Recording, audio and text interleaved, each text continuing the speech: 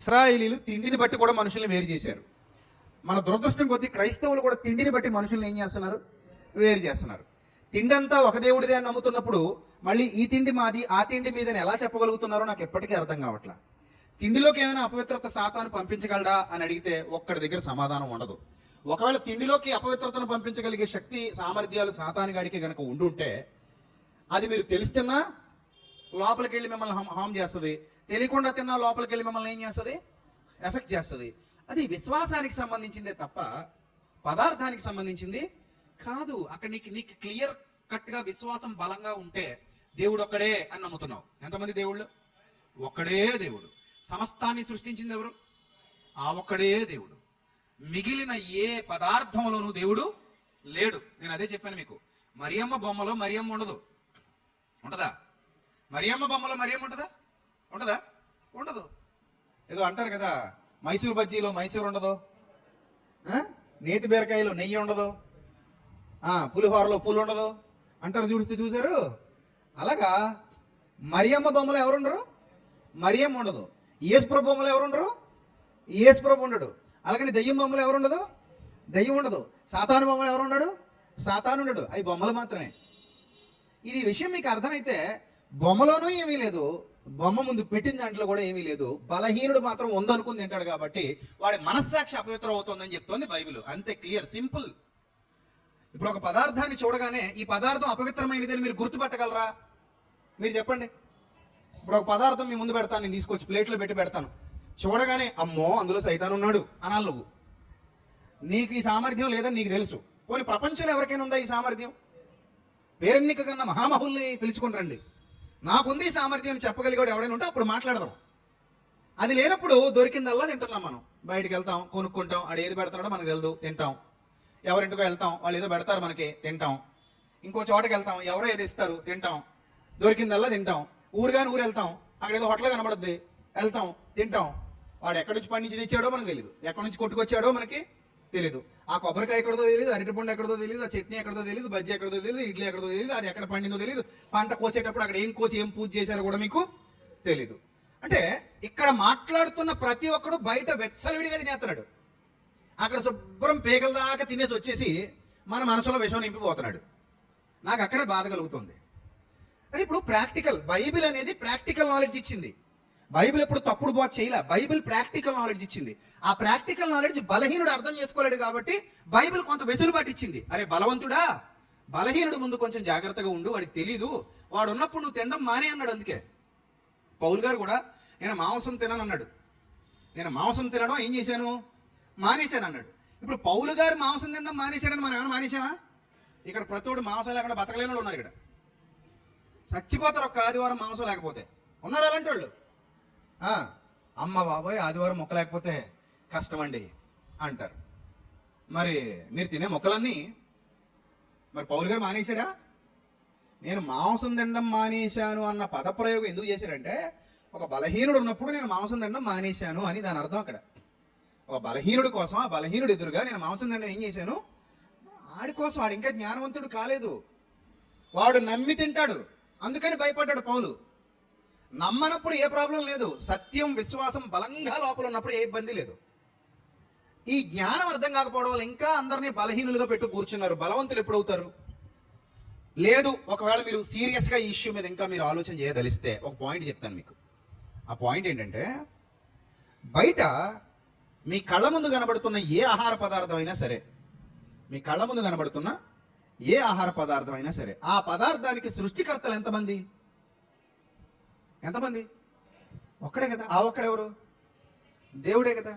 దేవుడు నీతో చెప్పిన మాట ఏంటి తెలుసా? తిమోతి పత్రికలో చాలా స్పష్టంగా, తిమోతి పత్రికలో చాలా స్పష్టంగా ఒక మాట చెప్పాడు. చూడండి ఏ మాట చెప్పాడు ఒకసారి చూద్దాం. దేవుడు చెప్పిన మాట తిమోతి పత్రిక 4వ అధ్యాయం, తిమోతికి రాసిన మొదటి పత్రిక 4వ అధ్యాయము 4వ అధ్యాయం మొదటి నుంచి. అయితే కడవరి దినములలో కొందరు అబద్ధికులు వేషధారణ వలన మోసపరుచు ఆత్మల యందు దయ్యముల బోధ యందు లక్ష్యముంచి విశ్వాస భ్రష్టులగుదురని పరిశుద్ధాత్ముడు తేటగా చెప్పుచున్నాడు.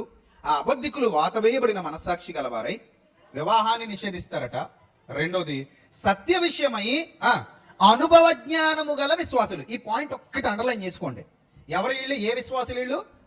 సత్య విషయంలో ఏ జ్ఞానం ఉందా వీళ్ళకి? అనుభవ జ్ఞానము కలిగిన విశ్వాసులు. ఇంకో కేటగిరీ ఎవరప్పుడు? అనుభవ జ్ఞానము లేని విశ్వాసులు. వీళ్ళ మనం అర్థం చేసుకోవాలంటే ఎల్కేజీ చదువుతున్న పిల్లలు, డిగ్రీ చదువుతున్న పిల్లలు. ఎల్కేజీ చదువుతున్న పిల్లలు ఎక్కువ అనుభవం కలిగి జ్ఞానం కలిగిన వాళ్ళ, డిగ్రీ చదువుతున్న వాళ్ళు ఎక్కువ జ్ఞానం కలిగిన వాళ్ళ? అప్పుడు ఎల్కేజీ వాడికి డిగ్రీ వాడి సబ్జెక్ట్ అర్థం అవుద్దా? అర్థం అవుతుంది. మొన్న రాజమండ్రి 2వ రోజు అదే చెప్పారు. కొర్నేలు ఇంటికి వెళ్ళి భోజనం చేసినందుకు పేతురు మీద గొడవకు దిగారంట. ఎందుకు దిగారు గొడవకి? కొర్నేలు ఇంట్లో నిషిద్ధమైన ఉంటాయి. నిషిద్ధమైన అంటే లేవీకాండం 11వ అధ్యాయంలో ఇశ్రాయేలీయులు ఏవైతే తినకూడదని దేవుడు ఆజ్ఞాపించాడో అవన్నీ ఎక్కడ ఉంటాయి? కొర్నేలు ఇంట్లో ఉంటాయి. మీరు కొర్నేలు ఇంటికి వెళ్ళేది ఎందుకు తిన్నావు అని పేతురు మీద గొడవకు దిగారు. సబ్జెక్ట్ అర్థం కావాలి. కాబట్టి బైబిల్ గ్రంథం ఎంత స్పష్టంగా చెబుతుందంటే, చదవండి, ఆ తర్వాత మరి చదవండి. తిమోతి పత్రిక. అనుభవ జ్ఞానం అంటే ఈ అనుభవ జ్ఞానం ఉన్నవాడు ఉంటాడు, అనుభవ జ్ఞానం లేనివాడు కూడా ఉంటాడు. ఇద్దరు ఉన్నారు ఇక్కడ. అనుభవ జ్ఞానం ఉన్నవాడు ఉన్నాడు, అనుభవ జ్ఞానం లేనివాడు ఉన్నాడు. అనుభవ జ్ఞానము గల విశ్వాసులు కృతజ్ఞతాస్తుతులు చెల్లించి పుచ్చుకొను నిమిత్తము సాతాను సృష్టించాడా దేవుడా? ఆహార వస్తువులు. దేవుడు సృజించిన ఆహార వస్తువులు కొన్నిటిని తినుట మానవలనని చెప్పుచుందురు అని వ్రాయబడింది. అక్కడ కింద ఏమంటాడంటే, దేవుడు సృజించిన ప్రతి ఆహార వస్తువు మంచిది, కృతజ్ఞతాస్తుతులు చెల్లించి పుచ్చుకొని ఎడల ఏది నిషేధింపదగినది కాదు. ఏలయనగా అది దేవుని వాక్యము వలనను ప్రార్థన వలనను పవిత్రపరచబడుచున్నది. క్లియర్, అర్థమైందా? అది ఎంత గొప్ప ఆహార పదార్థమైనా నీ ముందుకు వచ్చినప్పుడు దేవునికి కృతజ్ఞతాస్తుతులు చెల్లించి ఆ ఆహార పదార్థాన్ని ఏం చేయమంటున్నాడు? భుజించు. అంతే, క్లియర్. అక్కడతో అయిపోయింది. దాని పుట్టుపూర్వోత్తరాలన్నీ వెతకొద్దు అంటున్నాడు.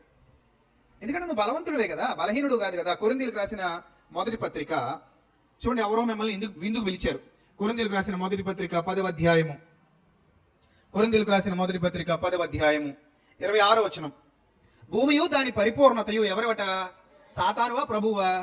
ప్రభువి. భూమియు దాని పరిపూర్ణతయు ప్రభునివై ఉన్నవి. నెక్స్ట్, అవిశ్వాసులలో ఒకడు. ఇంకా ఎందుకంటే క్లారిటీ ఉంది. ఎందుకు? పిలిచినోడు విశ్వాస, పిలిచినోడు విశ్వాస. అవిశ్వాసి, విశ్వాసి కాదు. అవిశ్వాసులలో ఒకడు అంటే మీ ఫ్రెండ్స్ ఉంటారు కదా బయట చాలా మంది, వాళ్ళందరూ అవిశ్వాసులే కదా. మీ బంధువులు ఉంటారు కదా చాలా మంది, వాళ్ళు అవిశ్వాసులే కదా. ఆ అవిశ్వాసులలో ఎవరైనా మిమ్మల్ని భోజనానికి పిలిస్తే వెళ్ళొచ్చా? భోజనానికి పిలిచారు, వెళ్ళాం. ఇప్పుడు భోజనానికి పిలిస్తే వెళ్ళినప్పుడు మీకు మనస్సుండిన ఎడల, చదవండి, జాగ్రత్త చదవండి.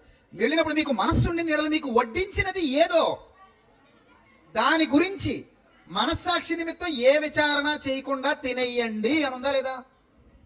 మీకు వడ్డించినది ఏదో ఉందా బైబిల్లో?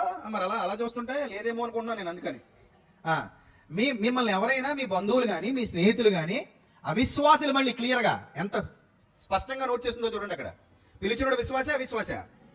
ఎవరు పిలిచింది? అవిశ్వాసి. అవిశ్వాసి మిమ్మల్ని భోజనానికి పిలిస్తే, వాళ్ళు ఏ మతం వాళ్ళైనా పర్లేదు, వాళ్ళు హిందువులా, ముస్లింసా, జైనులా, బౌద్ధులా, సిక్కులా, ఎవరిని నమ్మనోళ్ళ, ఎవరైనా మనకు అనవసరం. వాళ్ళు మనకి ఫ్రెండ్స్, లేకపోతే బంధువులు, లేకపోతే ఎవరో అయ్యి ఉండొచ్చు, తెలిసిన వాళ్ళు, ఇంటి పక్క వాళ్ళు, లేదా మీ అపార్ట్మెంట్లో నివసిస్తున్న వాళ్ళు, లేదా మీ వీధి వాసులు, మీ వాడవాసులు, మీ ఊరి వాసులు, ఎవరైనా కావచ్చు. మీ కొలీగ్స్, మీతో పాటు కంపెనీలో లేదా ఒక ప్రభుత్వ ఉద్యోగంలోనో ప్రైవేట్ ఉద్యోగంలోనో కలిసి పని లేదా మీ ఆటో యూనియన్ వాళ్ళు, అంతే కదా, మరి బస్సు డ్రైవర్ల యూనియన్ వాళ్ళు, ఎవరైనా కావచ్చు. సాటి మనుషులు పిలిచారు భోజనానికి, వెళ్ళావు, ఆకు వేశారు, వడ్డిస్తున్నారు. ఇది ఏంటంట అని ఆరా తీయొద్దు అంటున్నాడు దేవుడు. ఇది ఏమై ఉంటది అని ఆరా తీయకుండా నీకు ఆకులో పెట్టింది ఏదో ఏమైనా రాయబడింది అదే చదవండి. మీకు వెళ్ళడానికి మనస్సు ఉంటే వెళ్ళండి, మనసు లేకపోతే మానేయండి, అది కూడా మీ ఇష్టమే. వాళ్ళు పిలిచారు, మిమ్మల్ని పెళ్లికి పిలిచారు, దినానికి పిలిచారు, సమర్థ భోజనానికి పిలిచారు, ఇంకా దేనికో పిలిచారు. వెళ్ళడానికి మీకు మనసు ఉంటే ఏం చేయండి? వెళ్ళండి. మీకు మనసు లేకపోతే ఏం చేయండి? మానేయండి. బైబిల్లో ఏముందో అదే శ్రద్ధగా చూడండి.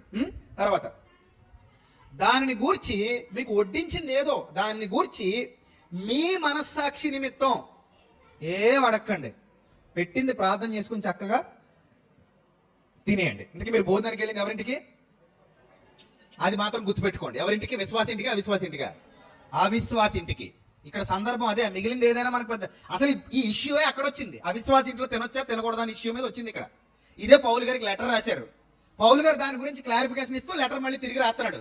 దీనికి అంత గింజుకు చచ్చిపోక్కర్లేదు మనం, చాలా క్లియర్గా ఉంటుంది ఇందులో. సో ఇప్పుడు భోజనానికి వెళ్ళింది ఎవరింటికి? అవిశ్వాస ఇంటికి. అది నోట్ చేసి పెట్టుకోండి ఫస్ట్. అవిశ్వాస ఇంటికి వెళ్ళాం భోజనానికి. ఆకులో ఏమేశారు? వాళ్ళు ఇష్టం వచ్చింది వేశారు, వాళ్ళు ఉండింది వేశారు. అది ఎక్కడికో వీళ్ళు కూసుకు తెచ్చుకున్నదో మనకు తెలియదు, ఎక్కడి నుంచో పట్టుకొచ్చిందో మనకి తెలీదు, ఎక్కడి నుంచి తెచ్చారో అది ఎక్కడ పండించారో మనకి తెలీదు, అది ఏ రీతిగా ఉండారో మనకి తెలీదు. మొత్తం మీద మనల్ని పిలిచారు, వెళ్ళాం, ఆకు వేసారు, ఆకులో పెట్టారు. ఇప్పుడు ఏం చేయాలి నెక్స్ట్? బాబు వెళ్ళరా, ఈ మాంసం ఎక్కడది, ఈ బూరె ఎక్కడ చేయించావు, ఈ ప్రసాదం ఎక్కడదేటి, ఇవన్నీ నేను అడగమన్నాడా దేవుడు? అడగమన్నాడా? నువ్వేం అడక్క నాయనా. నువ్వేం చేయాలి నెక్స్ట్? ఆకులో పడగానే చక్కగా ప్రార్థన చేసుకో. ఏమని? పరలోకమందున్న మా తండ్రి, నీవు ఈ దినపు ఆహారమును నాకు ఈ రీతిగా అనుగ్రహించినందుకు నీకు స్తోత్రము తండ్రి, కృతజ్ఞతాస్తుతులు చెల్లిస్తున్నాను. ఈ ఆహారం వండిన వారిని, నాకు వడ్డించిన వారిని దీవించండి. అలాగే ఈ ఆహారం ద్వారా నాకు శక్తిని, బలాన్ని, మీ కొరకు బ్రతకగలిగే పరిపూర్ణతను అనుగ్రహించండి అని చెప్పి ఈ ఆహారం నాకు అందించినందుకు మీకు మరొకసారి కృతజ్ఞతాస్తుతులు చెల్లిస్తూ ముగిస్తున్నాను, ఆమెన్ అని ముద్ద చుట్టుకొని చక్కగా ఏం చేయండి, తినండి. మీరు ఇలా తింటూ ఉండగా, మీరు డిగ్రీ స్టూడెంట్స్ కదా, ఇప్పుడు ఎల్కేజీ కూడా వచ్చాడు అక్కడికి. వాడెవడు? సత్య విషయమైన అనుభవ జ్ఞానము లేని అప్పుడప్పుడే కొత్తగా వచ్చాడు పాపం. బైబిల్ ఇంకా పూర్తిగా తెలీదు, కొత్తగా వస్తున్నాడు. ఇంకా బైబిల్ సరిగా నేర్చుకోలేదు. ఒక్కడే దేవుడు అన్న విశ్వాసం లేదు వాడికి. ఈ బొమ్మ, మరియమ్మ బొమ్మ దేవుడే అనుకుంటున్నాడు, లేకపోతే ఇంకో బొమ్మ దేవుడే అనుకుంటున్నాడు, బొమ్మలో కూడా ఏదో శక్తి ఉంటుంది అనుకుంటున్నాడు. అలాంటి ఒక చిన్న పిల్లోడు వచ్చాడు. అవిశ్వాసి కాదు, బలహీన విశ్వాసి. బలమైన విశ్వాసి, బలహీన. బైబిల్లో ఉన్నది ఉన్నట్టుగా మీరు చదవండి అంతే, ఇంక మీకు ఏ కన్ఫ్యూజన్ ఉండదు. అర్థమైందా? ఉన్నది ఉన్నట్టుగా చదవండి. మీరు ఎవరింటికి వెళ్ళారు ఇప్పుడు భోజనానికి? ఇక్కడికి వచ్చేయండి, సీన్లోకి ఎంటర్ అయిపోండి. మీరు యువర్ ద క్యారెక్టర్, ఆ క్యారెక్టర్ నీదే తీసుకో. ఇక్కడ అవిశ్వాసి ఇంటికి భోజనానికి వెళ్ళిన వాళ్ళు ఎవరు? నువ్వు వెళ్ళావు. నువ్వెవరు? విశ్వాసి. పిలిచినోడు ఎవడు? అవిశ్వాసి. భోజనం మధ్యలో ఉంది, ఆల్రెడీ సగం తినే, వేడివేడిగా పెట్టి బిర్యానీ కలిపేసావు. లేట్ ఉండదు కదా, పట్టేంటే మనం ఏం చేస్తాం? ఆగుతావా? బాబు ఫోటో తీ బాబు అని చెప్పి ఆగుతావా? ఏం ఆగంగా పడ్డంటే ఏం చేస్తాం? కలిపేసి ఏం చేస్తాం? తినేస్తాంగా. సరే, తినడం మొదలు పెట్టేశావు, ఆల్రెడీ సగం కడుపులో ఉంది, సగం ఆకులో ఉంది. సగం ఎక్కడుంది? కడుపులో ఉంది, కక్కలేవు. సగం ఎక్కడుంది? ఆకులో ఉంది. ఈ సగం ఆకులో ఉండగా ఆ బలహీనుడు వచ్చాడు. వాడు కూడా మీ సంఘంలో వాడే, కొత్తగా వస్తున్నాడు, ఆడికి తెలీదు. అప్పుడప్పుడే మారు మనసు పొంది వచ్చినాడు, అప్పుడప్పుడే వచ్చాడు ఫ్రెష్గా. సో ఆ కొత్త క్యాండిడేట్ వచ్చి ఏమన్నాడట? అయితే 28వ వచనం జాగ్రత్తగా చూడండి. అయితే ఎవడైనను మీతో ఇది బలి అర్పింపబడినదని చెప్పిన ఎడల, జాగ్రత్తగా చదవండి, ఇది బలి అర్పింపబడిందని చెప్పాడు వచ్చి. అప్పటిదాకా మీరు ఏం చేస్తున్నారు? హ్యాపీగా తింటున్నారు, దేవుడే తినమన్నాడు కాబట్టి తింటున్నారు. వెళ్ళి పిలిచినాడు ఎవరు? అవిశ్వాసి. మీరేం చేస్తున్నారు? విశ్వాసి. ఏం చేస్తున్నారు? అక్కడ తింటున్నారు. ఆకులు ఎంత ఉంది? మిగిలిన సగం ఎక్కడ ఉంది? కడుపులో ఉంది కదా. కరెక్ట్ గా క్యారెక్టర్లో ఉన్నారు కదా, మీరు ఇన్వాల్వ్ అయిపోయారు కదా. బాగుందా బిర్యానీ? రైట్.